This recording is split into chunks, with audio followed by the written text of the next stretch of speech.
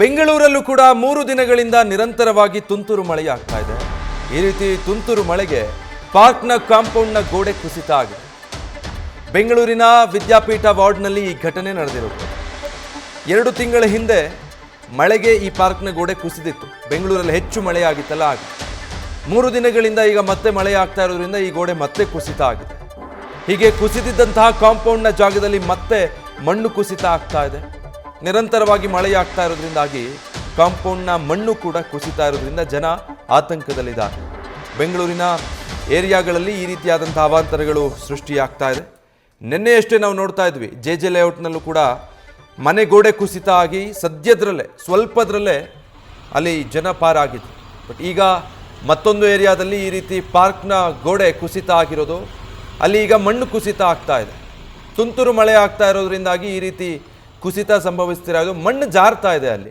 ಹೀಗಾಗಿ ವಿದ್ಯಾಪೀಠದ ಸಮೀಪ ಇರುವಂಥ ಪಾರ್ಕ್ನ ಗೋಡೆ ಈ ರೀತಿಯಾಗಿ ಕುಸಿತಾ ಇರೋದ್ರಿಂದ ಇನ್ನೇನಾದರೂ ಅವಘಡ ಆಗೋದಕ್ಕೆ ಮುಂಚೆ ಇಲ್ಲಿ ಅಗತ್ಯ ಕ್ರಮಗಳನ್ನು ಕೈಗೊಳ್ಳಬೇಕಾಗತ್ತೆ. ಇದು ರಾಜಧಾನಿ ಬೆಂಗಳೂರಲ್ಲಿ ಈಗ ಸದ್ಯ ಹೇಗಾಗಿದೆ ಪರಿಸ್ಥಿತಿ ಅನ್ನೋದನ್ನ ದೃಶ್ಯಗಳಲ್ಲಿ ನೋಡ್ತಾ ಇದ್ದೀರಾ. ಅಂದರೆ 3 ದಿನದಿಂದ ನಿರಂತರವಾಗಿ ಮಳೆ ಆಗ್ತಾ ಇದೆ. ಈಗಲೂ ಕೂಡ ಹಾಗೆ ತುಂತುರು ಮುಂದುವರಿತಾ ಇದೆ. ಬೆಂಗಳೂರಂತೂ ಮಳೆಗೆ ಬೇಗ ತತ್ತರಿಸಿ ಹೋಗುತ್ತೆ. ಒಂದು ಕಡೆ ಮರಗಳು ಧರೆಗುರುಳ್ತಾ ಇರುವಂಥ ದೃಶ್ಯ ನೋಡ್ತಾ ಇದ್ದೀರಾ. ರೆಂಬೆ ಕೊಂಬೆಗಳು ಗಾಳಿ ಹೊಡೆತಕ್ಕೆ, ಮಳೆ ಹೊಡೆತಕ್ಕೆ ಧರಾಶಾಹಿ ಆಗ್ತಾ ಇದೆ. ಅದು ಒಂದು ಕಡೆ. ಮತ್ತೊಂದು ಕಡೆ ವಿದ್ಯಾಪೀಠದ ಸಮೀಪ ಪಾರ್ಕ್ನ ಕಾಂಪೌಂಡ್ ಗೋಡೆ ಈ ಥರ ಕುಸಿದು ಹೋಗಿರೋದು.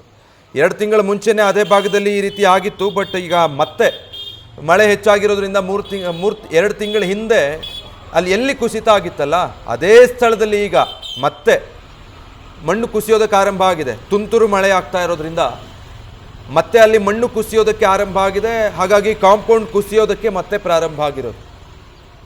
ಡೀಟೇಲ್ಸ್ ಕೊಡ್ತಾರೆ ಸತ್ತಾರ್. 3 ದಿನದಿಂದ ನಿರಂತರ ಮಳೆಗೆ ಬೆಂಗಳೂರು ಯಾವ ರೀತಿ ತತ್ತರಿಸ್ತಾ ಇದೆ, ಯಾವ ಭಾಗದಲ್ಲಿ ಏನೆಲ್ಲ ಅವಾಂತರಗಳಾಗಿದೆ.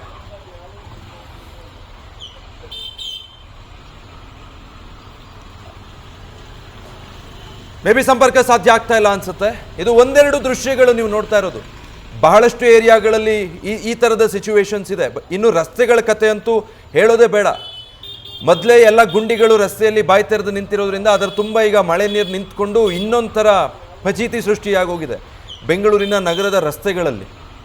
ಮತ್ತಷ್ಟು ಕಡೆಗಳಲ್ಲಿ ಎಲ್ಲಿ ಹೆಚ್ಚೆಚ್ಚು ಮರಗಳಿದೆಯೋ ಅಥವಾ ಸ್ವಲ್ಪ ಹಳೆಯದಾದಂಥ ಮರಗಳಿತ್ತೋ ಆ ಭಾಗದಲ್ಲೆಲ್ಲ ಗಾಳಿ ಮಳೆ ಹೊಡೆತಕ್ಕೆ ಮರಗಳು ನೆಲಕಚ್ಚುತ್ತಾ ಇದೆ. ಡೀಟೇಲ್ಸ್ ಕೊಡ್ತಾರೆ. ಮತ್ತೆ ಸಂಪರ್ಕಕ್ಕೆ ಸಿಕ್ಕಿದ್ದಾರೆ ಸತ್ತಾರ್. ಬೆಂಗಳೂರಿನ ಯಾವೆಲ್ಲ ಪ್ರದೇಶಗಳು ಫೆಂಗಲ್ ಚಂಡಮಾರುತದ ಎಫೆಕ್ಟ್ಗೆ ಮಳೆಯಿಂದ ಹಾನಿಗೊಳಗಾಗಿರೋದು?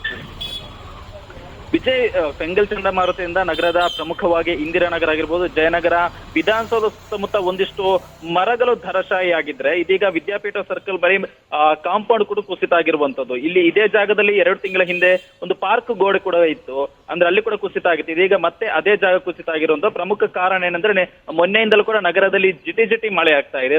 ನಿರಂತರವಾಗಿ ತುಂತುರು ಮಳೆ ಆಗ್ತಾ ಇದೆ. ಇದರಿಂದ ಕೂಡ ಮಳೆ ತೇವ ಹೆಚ್ಚಾಗಿ ಕಾಂಪೌಂಡ್ ಕೂಡ ಕುಸಿತ ಆಗಿರುವಂತದ್ದು. ಅದೃಷ್ಟವಶಾತ್ ವಿದ್ಯಾಪೀಠ ಸರ್ಕಲ್ ಬಳಿ ನಡೆದಿರುವಂತಹ ಘಟನೆಯಲ್ಲಿ ಯಾವುದೇ ರೀತಿ ಇಂಜುರಿ ಆಗಿಲ್ಲ. ಯಾಕಂದ್ರೆ 2 ಮಂತ್ ಬ್ಯಾಕ್ ಅದೇ ಜಾಗದಲ್ಲಿ ಗೋಡೆ ಕುಸಿತ ಆಗಿರೋದ್ರಿಂದ ಜನರು ಕೂಡ ಎಚ್ಚೆತ್ಕೊಂಡಿದ್ರು. ಆ ಒಂದು ಜಾಗದಲ್ಲಿ ಓಡಾಡು ಕೂಡ ಒಂದಿಷ್ಟು ಭಯ ಪಡುವಂತಹ ಭಯದಲ್ಲೇ ಓಡಾಡ್ತಾ ಇದ್ರು. ಬಟ್ ಇದೀಗ ನಿನ್ನೆ ಆಗಿರೋದ್ರಿಂದ ಕಾಂಪೌಂಡ್ ಕುಸಿತ ಆಗಿರೋದ್ರಿಂದ ಜನರು ಕೂಡ ಅಲರ್ಟ್ ಆಗಿರುವುದರಿಂದ ಯಾವುದೇ ರೀತಿಯ ದೊಡ್ಡ ಅನಾಹುತ ಮಿಸ್ ಆದಂತಾಗಿದೆ. ಅದರ ಜೊತೆಗೆ ಇನ್ನು ಇಂದಿರಾನಗರದ ಕೂಡ ಮರ ಧರಾಶಾಹಿಯಾಗಿತ್ತು, ವಿಧಾನಸೌಧ ಮುಂಭಾಗ ಕೂಡ ಮರ ಧರಾಶಾಹಿಯಾಗಿತ್ತು. ಬಟ್ ಅಲ್ಲಿ ಕೂಡ ಯಾವುದೇ ರೀತಿ ಹಾನಿ ಆಗಿಲ್ಲ. ಓಕೆ ಸತ್ತಾರ್, ಇನ್ನೂ ಕೂಡ ಮಳೆ ಮುಂದುವರಿಯೋ ಸೂಚನೆ ಇರೋದ್ರಿಂದ ಮೇ ಬಿ ಬೆಂಗಳೂರಿಗರಿಗೆ ಇನ್ನಷ್ಟು ಸಂಕಷ್ಟ ಎದುರಾಗಬಹುದಾ ಅಂತ. ಕಾಲ್ ಕಟ್ಟಾಗಿದೆ ಅನ್ಸುತ್ತೆ.